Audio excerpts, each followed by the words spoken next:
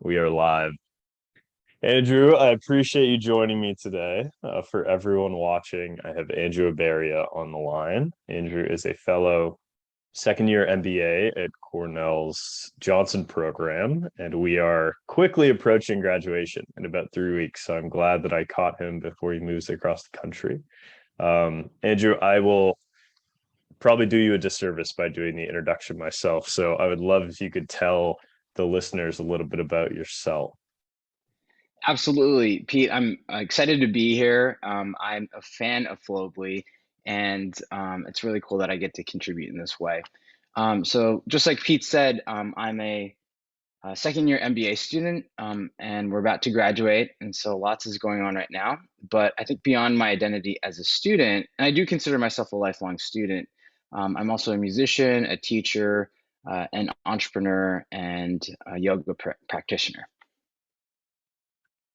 Well, we are going to dive into all of those categories as deep as we can in the time allotted. But to give people a little bit of background, Andrew and I think for the better part of a year, maybe longer, have been having pretty regular conversations all about like spirituality and personal development, our philosophies in life.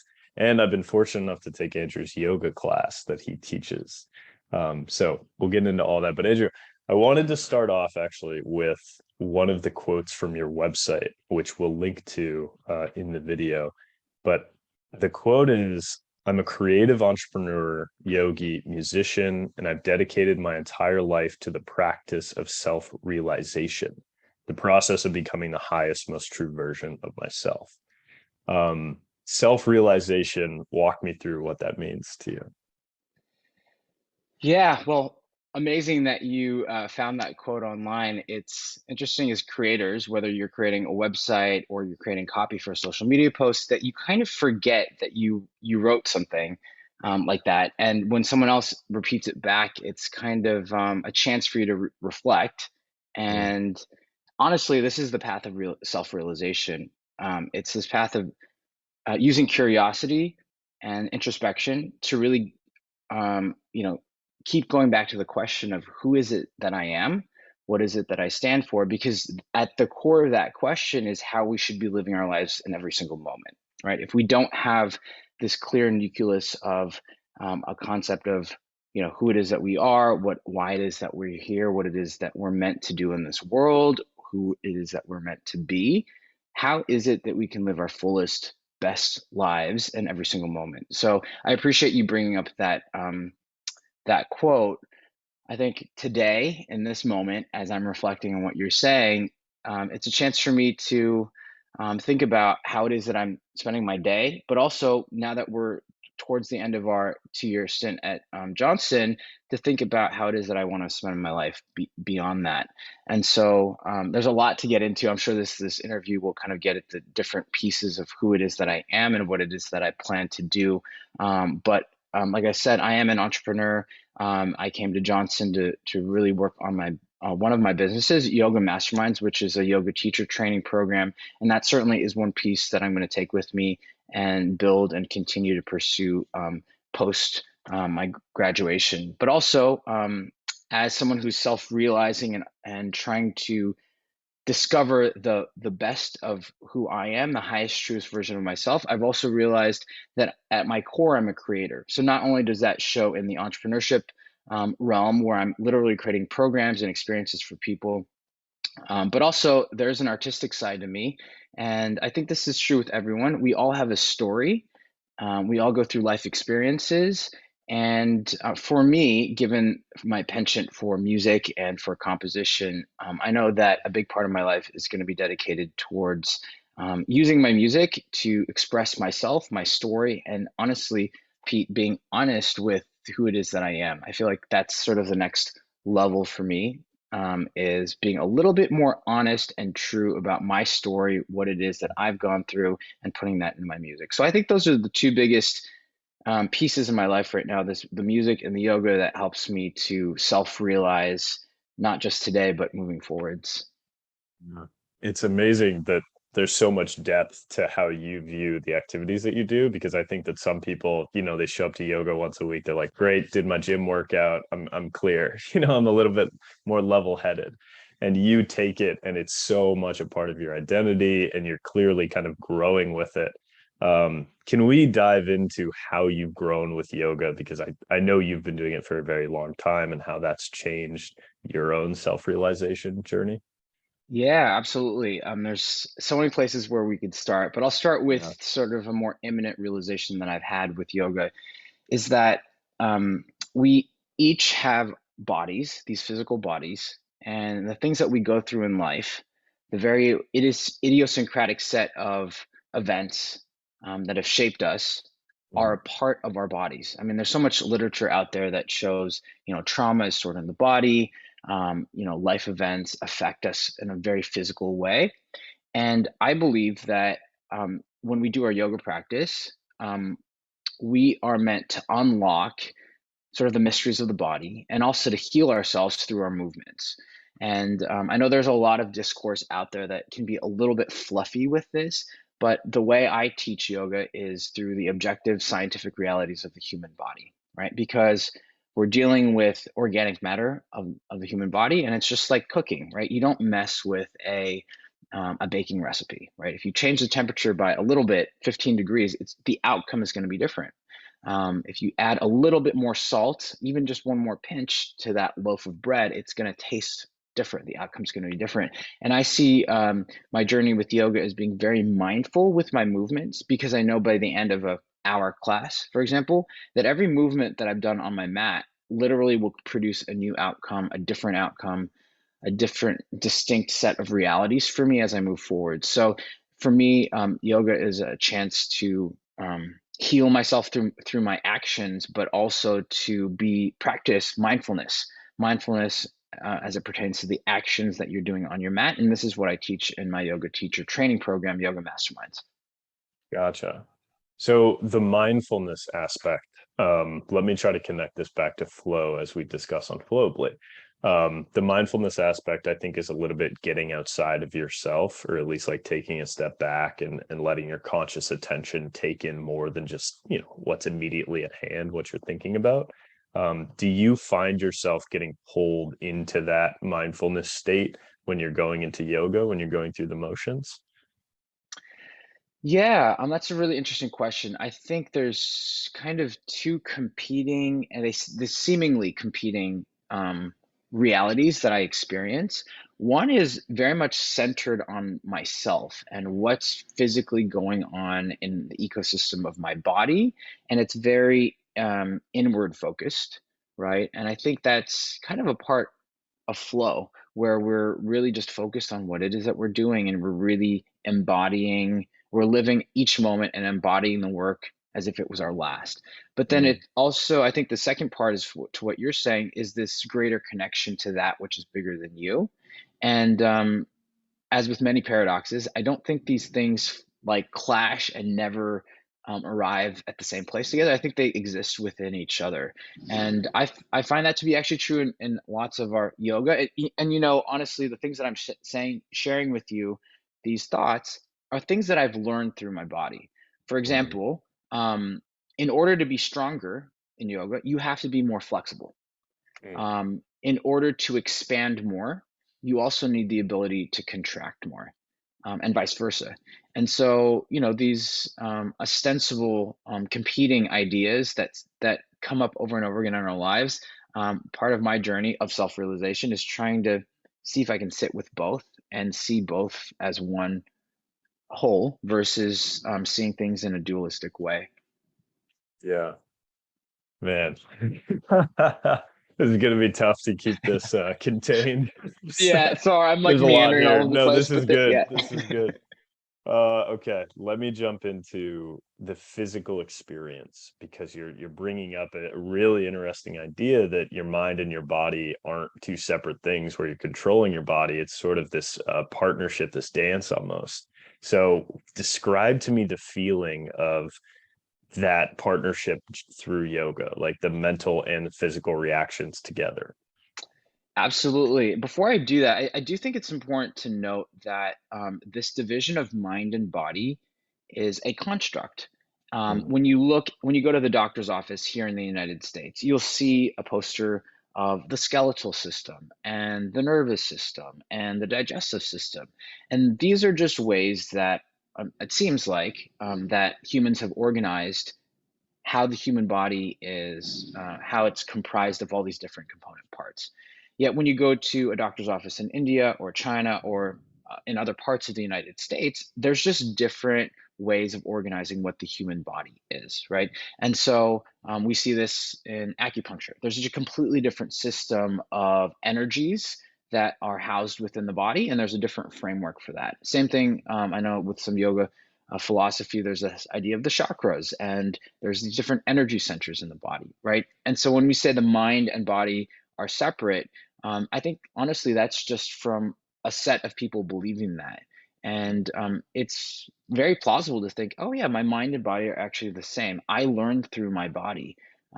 This idea of cognitive embodiment is something that I really believe in, because I don't know. I think it's just innate within me that I learn things in my mind through moving through time and space with my body, and so I do think that they're kind of inextricable. That inextricable relationship um, is it between the muscle mind and the body. memory or does it go beyond muscle memory? Muscle memory in terms of learning new things, or Yeah, just like I'm trying to think of this cognitive embodiment. That's the first time I've heard that term. Like, is that the same thing as muscle memory?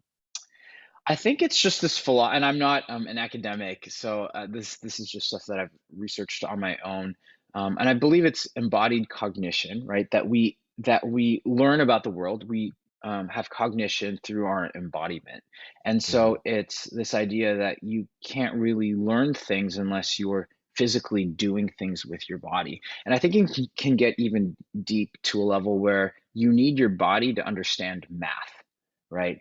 Something that seems very heady. But yoga, for example, you really do need your body in order to do yoga. You can't think your way into a handstand. Okay, you can't think Mm. your way into the splits. You really need to use your body in order to arrive at greater truths. And I find that to be true with music. I find that true to be with language. You literally have to use your body to learn and grow and develop. So yeah, it's pretty fascinating. I resonate with that point so much of you can't think your way into the splits. I'll kind of take it into my experience with flow, a little bit of snowboarding. You can't think your way into going down a hill at like a really fast speed because the more you're thinking, the Right. more at risk you are of like not getting your bodily signals Totally. and just crashing into a tree. Totally. Um, so is it almost your the more you do something and the more your body and your mind are kind of in the rhythm of you're not thinking about it as much, it's this really interesting transition into like using less force or less thought to actually get deeper into the activity. Is that the right way to think about it? Yeah, it's really interesting you bring that up. And again, I'm just sharing my experience. I think there is one end of the spectrum, like you're saying, which is like this fear because you're so much in your head and you're not really in your body. You're trying to think your way into going down the slope, or doing the splits, right? And then Mhm. you have this other end of the spectrum, it seems, where you've done this so many times before that in a way you're sort of disassociated from the moment, right? And I think there's a sweet spot in the middle where you're alive and awake and present because there's a newness to the moment, whether it's literally you're doing it for the first time or you've trained your body and mind to experience it as if it was the first time. But you're not on the other end of the spectrum where it becomes this mundane kind of lifeless experience. So yeah, I think it's gradient and there's all different experiences along the way. But I think the sweet spot potentially for flow is that you're not a complete beginner and you're not a complete expert. You actually are both in one. And I think that's really where the magic happens.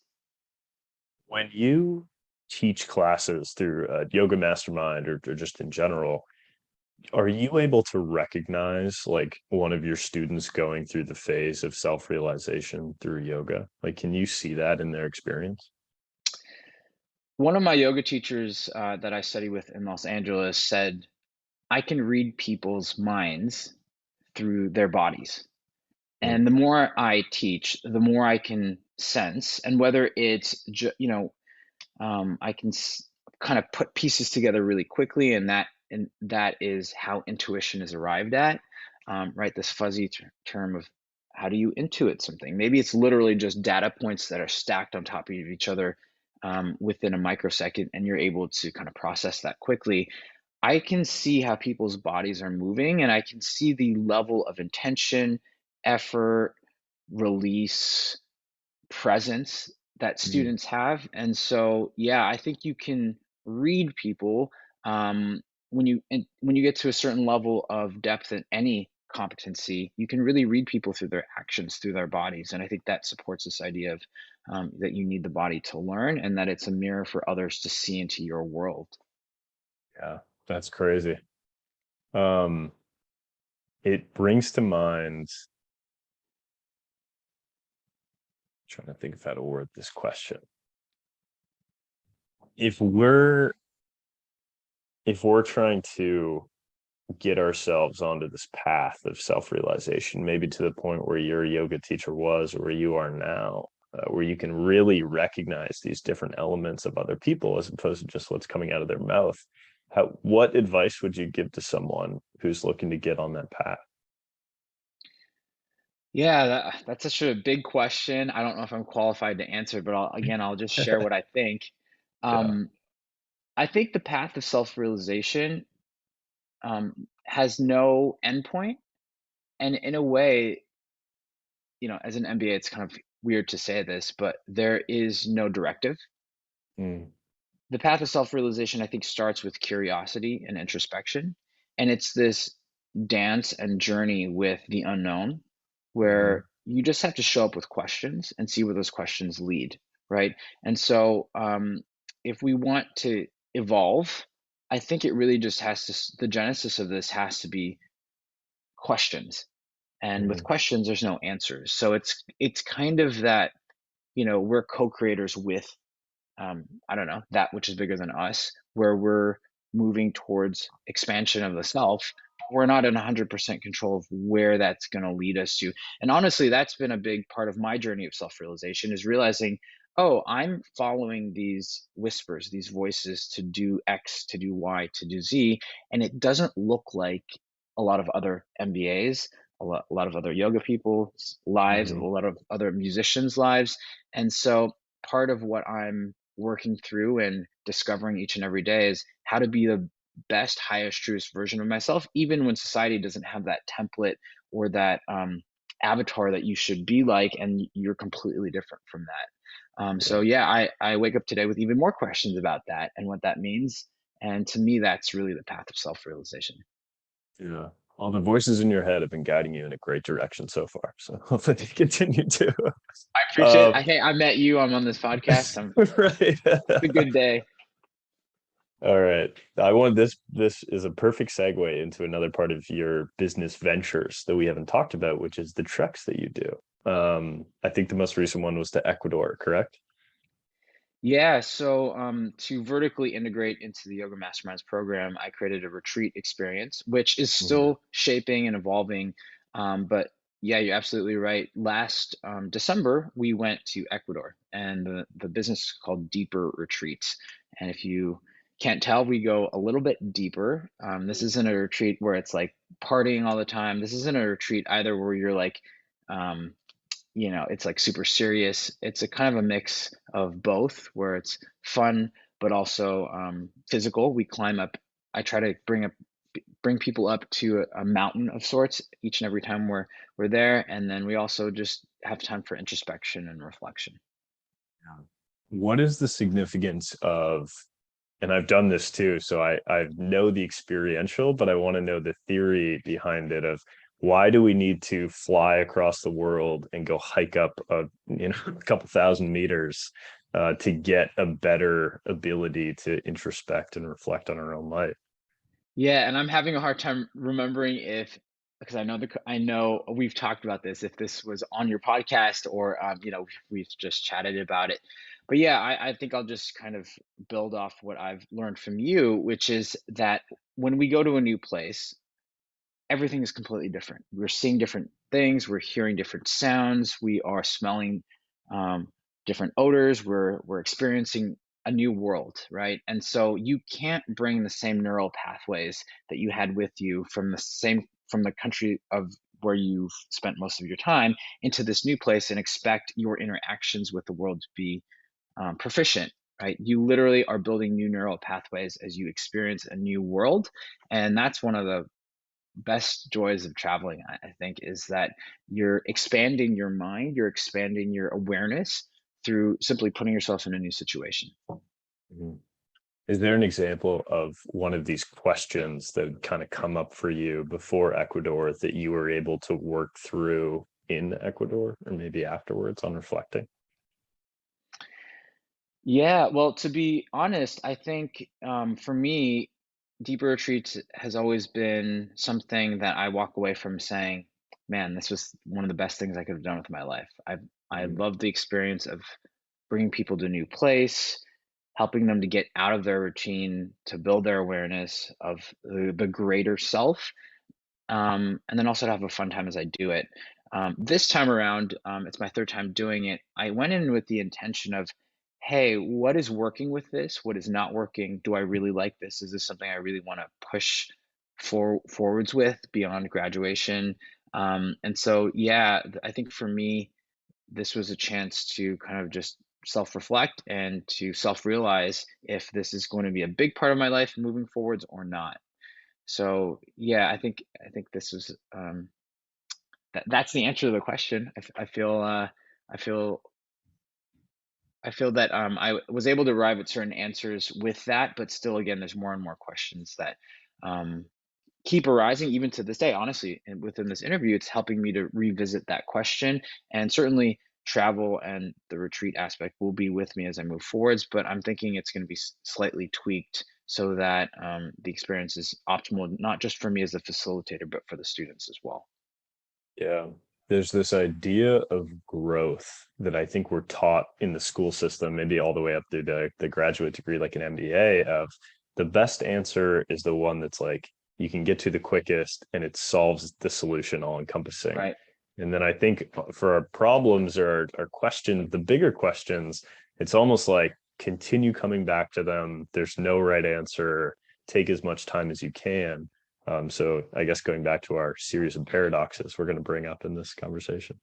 Yeah, absolutely. And honestly, when I think about the approach that I take with yoga, I think my role in my life so far as an artist and as a musician has really helped with that. I think there's a lot of people who are artists who literally sit with a canvas and problem solve in a non-MBA type way where it takes longer. There's this process of development. There's these deeper questions that you ask. And for me, it's like sitting with lyrics with a song or a musical composition. Those projects take a little bit longer. They're not like the spreadsheet that you turn in at the end of the week.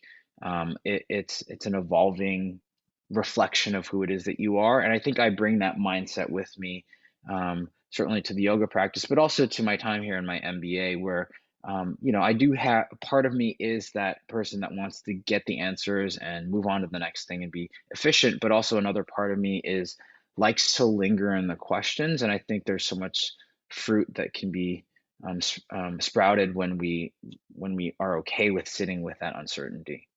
Yeah, absolutely.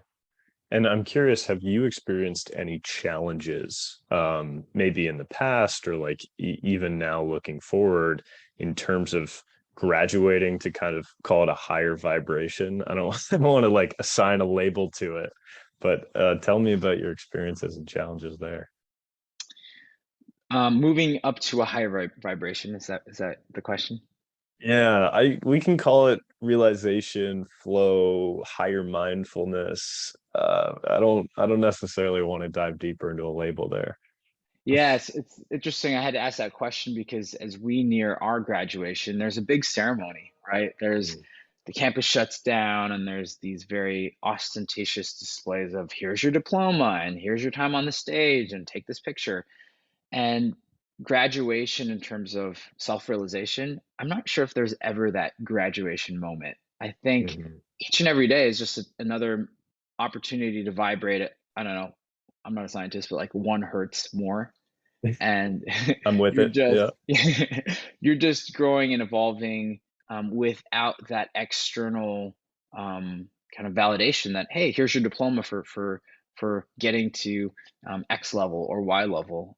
So yeah, while I strive for that kind of growth, I don't think there is necessarily always external validation, which is honestly something that I still struggle with, because Mhm. I think, like you said, a lot of times we're honored and seen when we get objective A, B, and C done. But in a path of self-realization, the only person that can pat your back is yourself, and that's what I'm learning to be better at.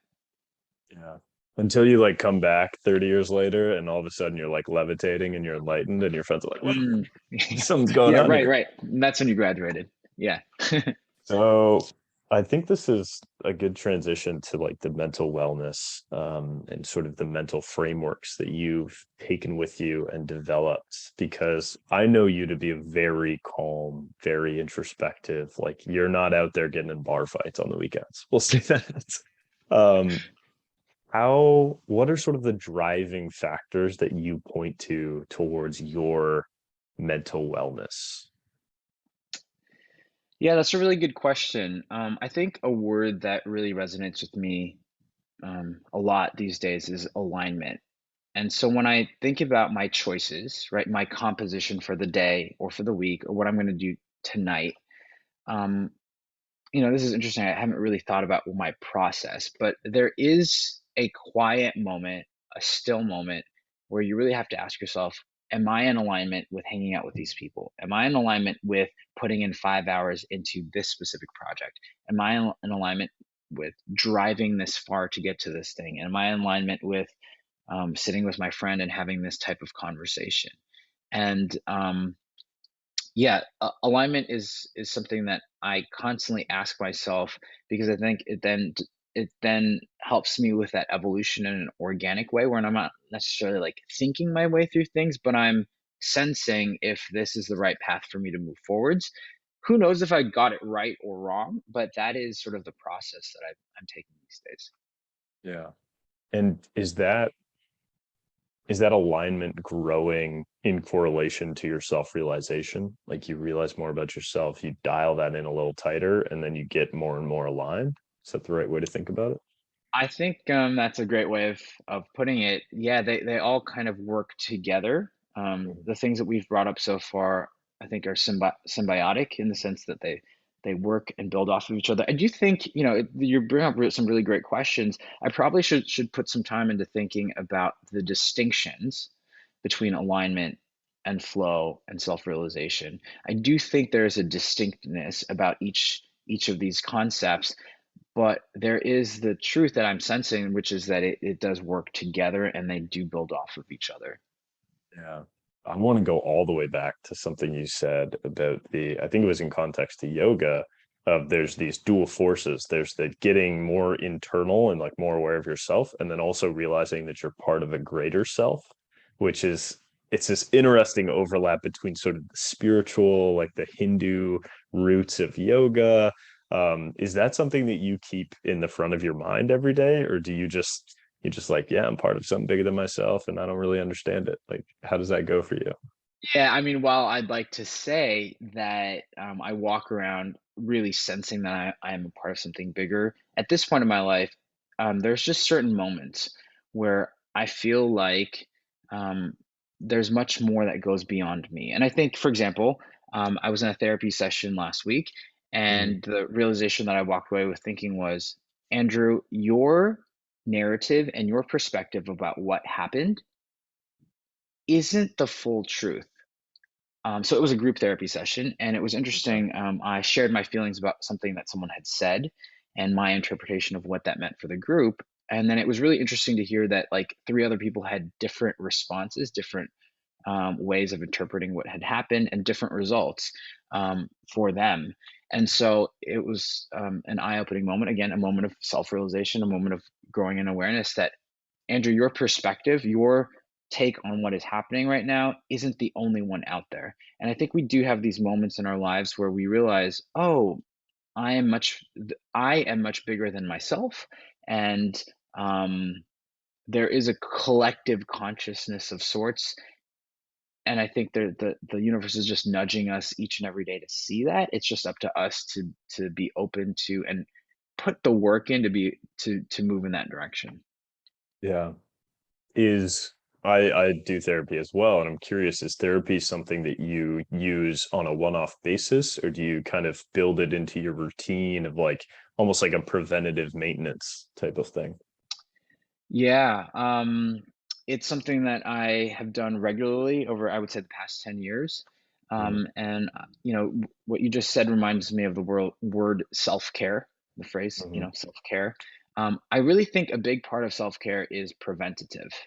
We see on Instagram people who are having a self-care day and they're at the spa and they're eating their avocado toast and they're just Cucumbers on closing. their eyes and yeah. Right, right. It's like, and to me, when I think about self-care, it's about these daily, banal things that you do on a regular basis to really take care of yourself.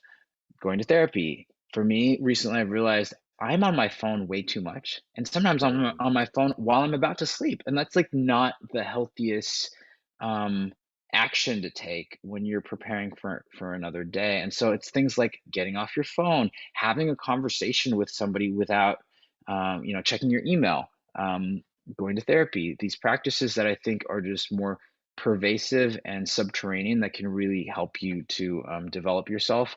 To me, that's really the root of self-care. and maybe this question is going to be too hard, so we can move on if so. But I want to get down to really the feeling, like the physical feeling of when you're healthy and you're aligned and you've done your self-care and you're in a good space. What does that feel like? One thing I would say happens is that time goes by so fast.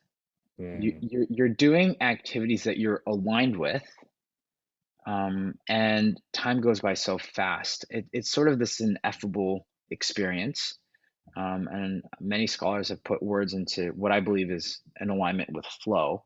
But mhm.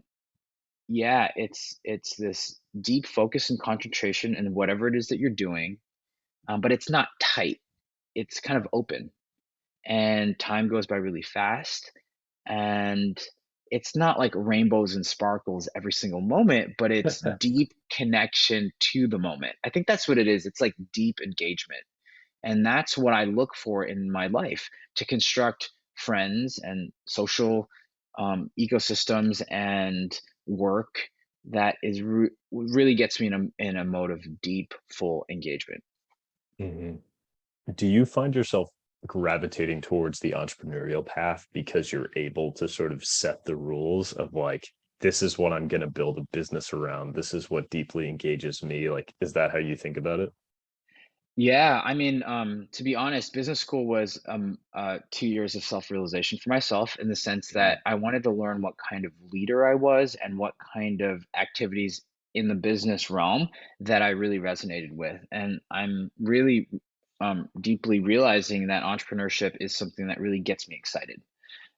It is like you said, you get to make up your own rules. There's, like I said earlier, there's this idea of creating something out of nothing and sharing that with others. I was the kid when I was young that like loved painting on the easel and like ran home to show my parents. I just really love creating things and sharing that with others. And I think that intersects with the business world in the realm of entrepreneurship. I was just on the phone with my mom yesterday because it's Mother's Day. Yeah. And I was telling her about the creative writing that I do. And she's like, well, I don't know if you remember this, but your first day of kindergarten, you said you wanted to go to kindergarten to learn how to write. And I was like, oh, I knew all the way back then. Yeah, So we have these that's an weird awesome story. life strings that like connect over the decades. It's interesting. Absolutely, and I think that's part of this idea of self-realization. Who are you at your core before the world started telling you that you need to do this or you need to do that or you need to be at this level by a certain age? When we're kids, we just follow our passions, what gets us excited, and that's part of my practice of self-realization is coming back to that feeling, that motivation, to just be myself without having the external factors praising me or telling me I'm doing things right. Yeah. Why is that so hard for us to do? That's a great question. I mean, again, I'm not a sociologist, but I do think there's like this history of humans to have thrived in societies. Mm, And when we work together, we thrive together. And while that's helped humanity to evolve, I think that we still have this deep longing to fit within the group. And maybe as a collective consciousness, we're some of us are kind of breaking out from that and we're trying to create a new sort of experience for humanity. Maybe that's yeah, what's going on. yeah, like an Eckhart Tolle, a new Earth type of thing. Can have a Yeah. whole new operating system. All right. I want to summarize this. You're doing music, you're doing yoga, you're doing exploration, you're doing all other creative activities that I'm probably missing. Tell me, like, what is the, for people looking to like get more into this alignment and this self-realization, like, what's the archetype of person who you find like really thrives in each one of these categories? Like, who do you say, oh, if you want to do this, like, you should definitely go on a trek, or like, if this is what you've been thinking about, like, start doing yoga for each one. I'm curious. How I is the question how I perceive people to be and how I sort of magnetize them to the different corners of my world? Is that the Yeah, question? yeah. I think of just like who gets attracted to like one or two of these activities. That's a great question. I think one thing I'm learning as I'm wrapping up my business school studies, but also just as being an entrepreneur over the last couple of years, is that when you force people to do things that they're maybe not ready for, that they're like showing some mild interest, that's like the wrong tree to bark up. I'm trying to learn that I have to do my work. I have to do my due diligence about doing the social media posts and being vocal when I see people in person. But other than that, I'm learning to trust that I've done enough, that I've pushed enough, and that now it's my time to receive. So I'm learning that I need a little bit more of that in my life, where I'm a little bit more receptive to letting people come to me and showing interest in certain things that I'm doing, versus forcing my agenda sort of blindly. Um, Still figuring that out, but I'm sure more insights will come as I keep going down this path. Yeah.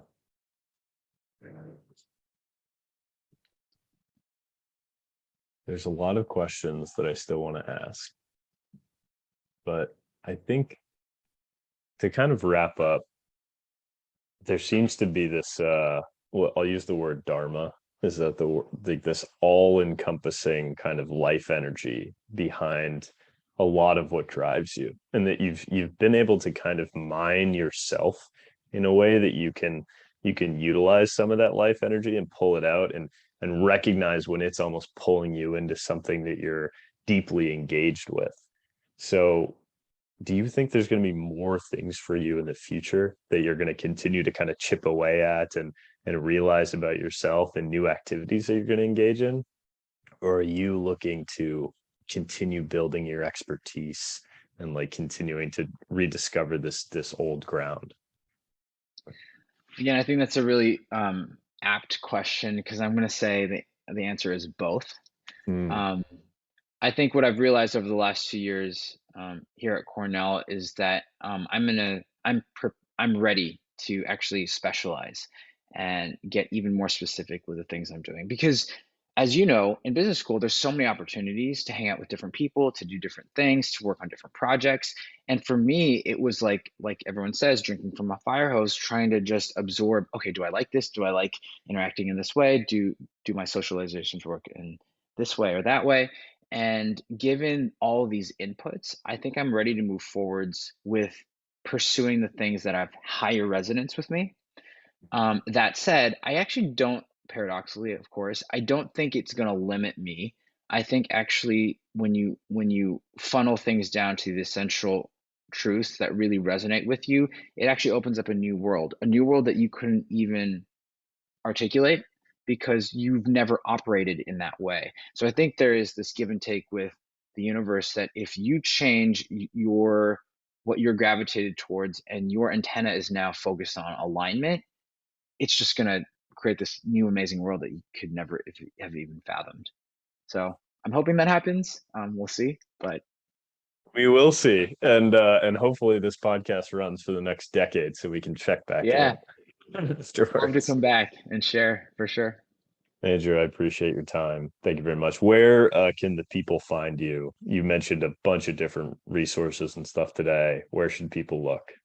Absolutely. Just to make things easy, you can find me on my website, andrewabaria.com, but my socials are the same at Andrew Abaria. And yeah, I really appreciate you honestly bringing up that quote from my website.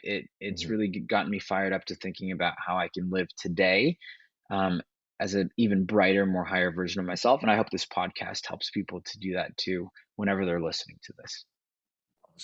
All right, Andrew. We'll see you soon. All right. Thanks, Pete.